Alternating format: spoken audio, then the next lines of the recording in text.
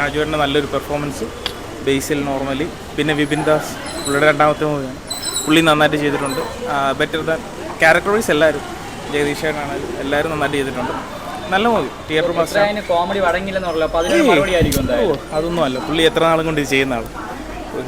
ഒരാൾ പുള്ളിയെ പണ്ട് ചെയ്ത് നമ്മൾ സ്വപ്നക്കൂട് പഴയ ചിത്രങ്ങളൊക്കെ നോക്കിയാൽ പോരെ, കുറേ നാളിന് ശേഷം പുള്ളി നന്നായിട്ട് പെർഫോം ചെയ്തു. ബേസിൽ കട്ടയ്ക്ക് നിന്നു, ഹീറോയിൻ നിഖിലയാണെങ്കിലും അനശ്വരയാണെങ്കിലും എല്ലാവരും നന്നായിട്ട് ചെയ്തു. നല്ല മൂവി, കുറേ നാളിന് ശേഷം നല്ലൊരു ഫാമിലിക്ക്, ഫുള്ളി ഈ വെക്കേഷൻ ഫാമിലിക്ക് ധൈര്യമായി വന്ന് കയറാവുന്ന ഒരു ഫിലിം. ഏറ്റവും നല്ല മെച്ചമുള്ള പടങ്ങൾ, അടിപൊളിയായിട്ടുണ്ട്, നന്നായിട്ടുണ്ട്. ഫുൾ ചിരിയായിരുന്നു, ഫസ്റ്റ് മുതൽ ലാസ്റ്റ് വരെ നല്ല കോമഡി, ഫുൾ ചിരിച്ചോണ്ടിരുന്നു. ഗുഡായിരുന്നു. നന്നായിരുന്നു, അടിപൊളി കേട്ടാ, പറയാനൊന്നും ഒന്നുമില്ല. നല്ല ഫിലിം, പൃഥ്വിരാജ് ഭയങ്കര അഭിനയം.